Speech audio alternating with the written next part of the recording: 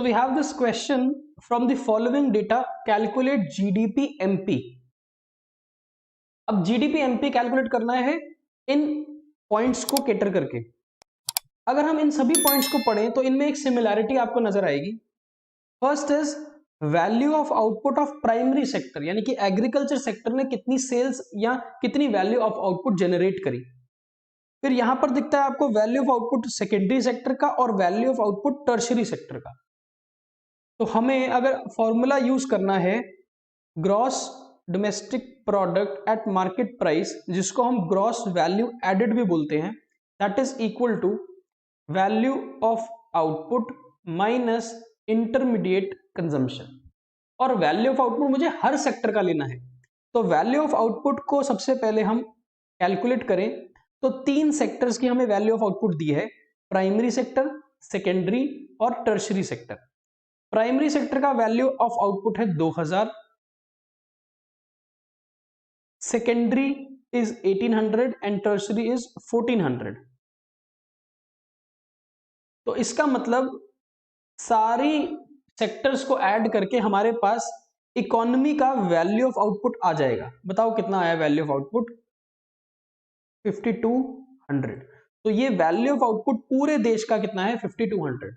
अब इसमें से मुझे माइनस करना है इंटरमीडिएट कंजम्पशन, और इंटरमीडिएट कंजम्पशन भी हमारे को इसी तरह से सेक्टर वाइज दी है, जैसे कि intermediate consumption of primary sector, intermediate consumption of secondary sector and intermediate consumption of tertiary sector. तो प्राइमरी, सेकेंडरी और टर्शरी।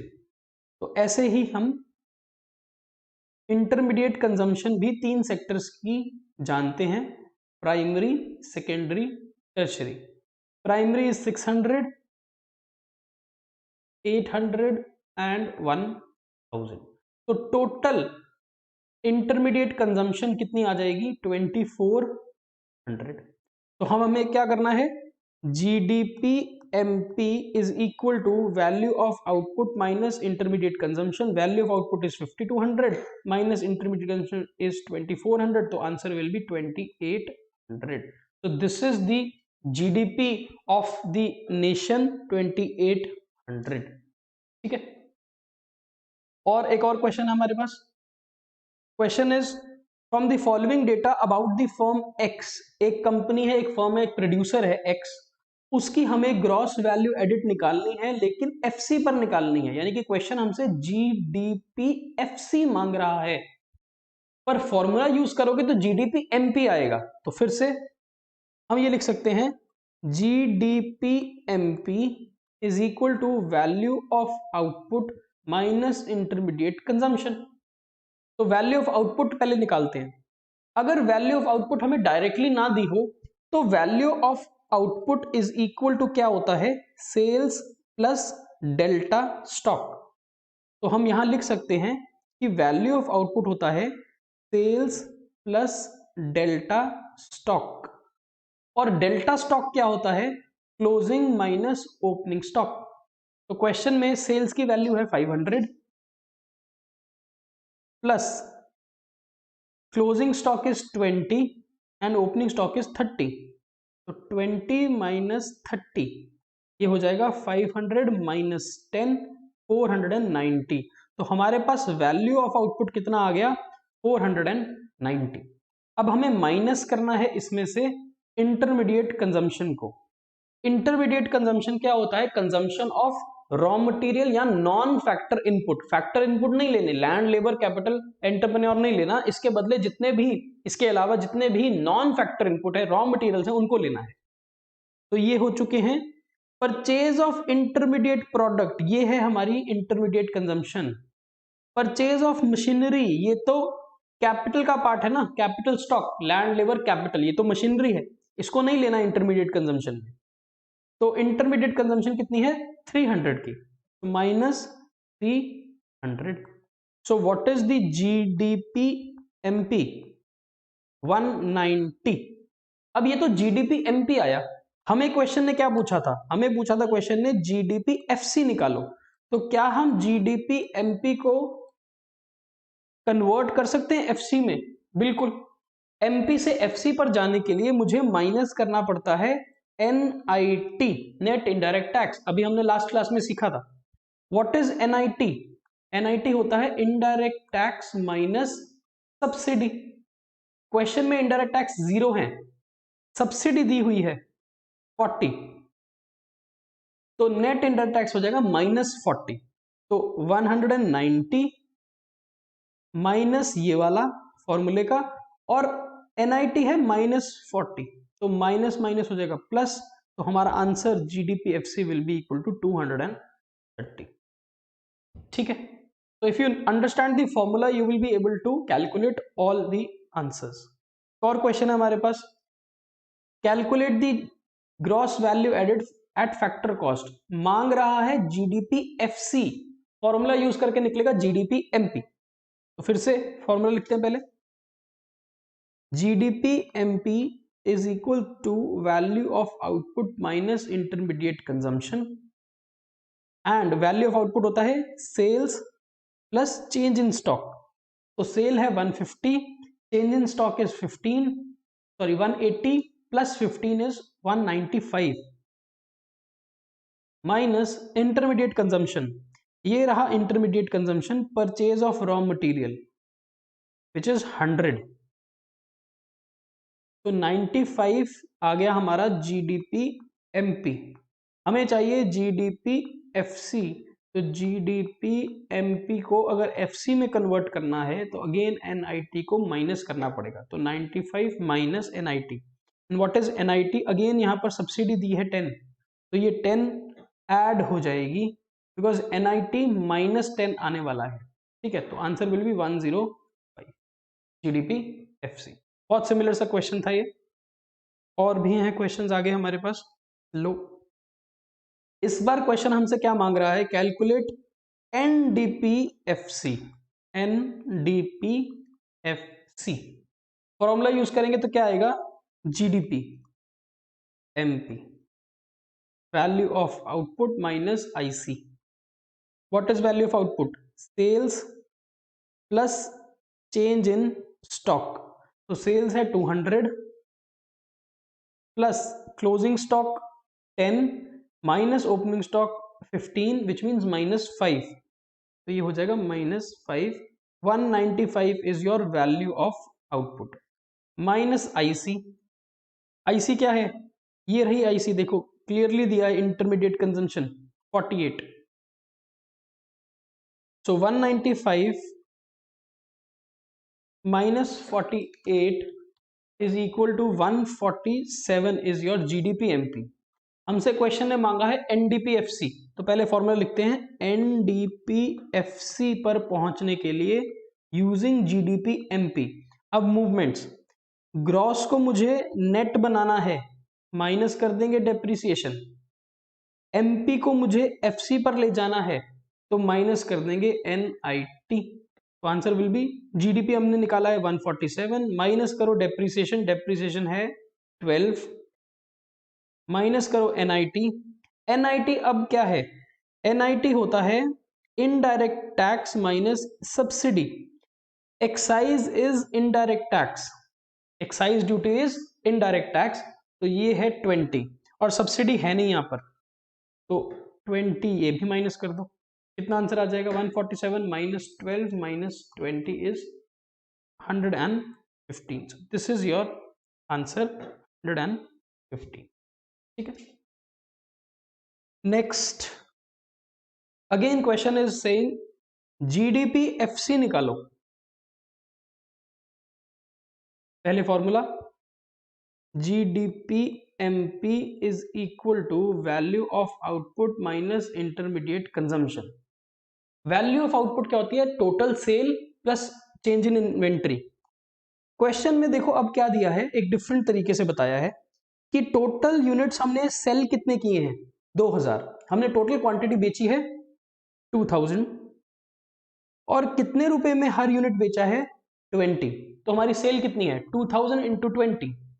हमने बोला value of output is sales plus change in stock, and sale is 2000 units multiplied by 20 which is 40,000 plus change in stock, change in stock हमें value में ही दिया हुआ है, वैल्यू है ये रुपीज है, ठीक है, तो -500 है ये,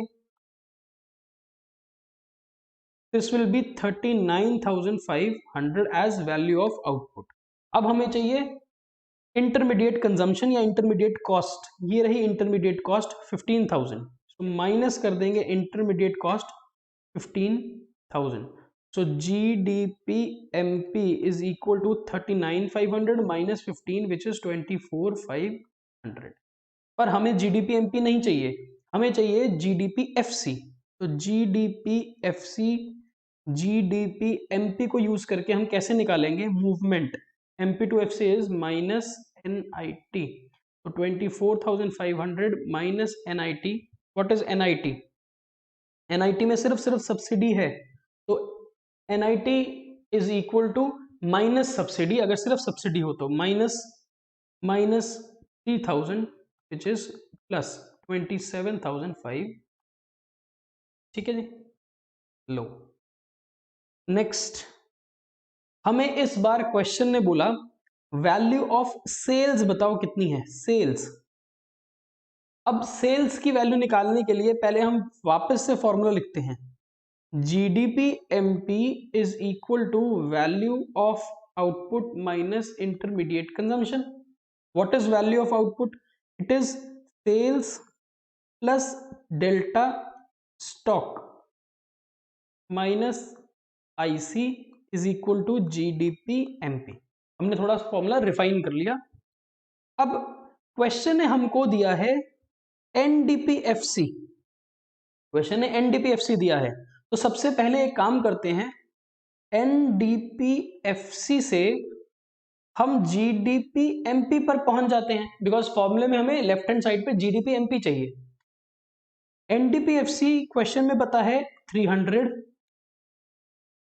अब N से G पर आने के लिए हमें ऐड करनी पड़ेगी डेप्रिसिएशन, कितनी है डेप्रिसिएशन 30,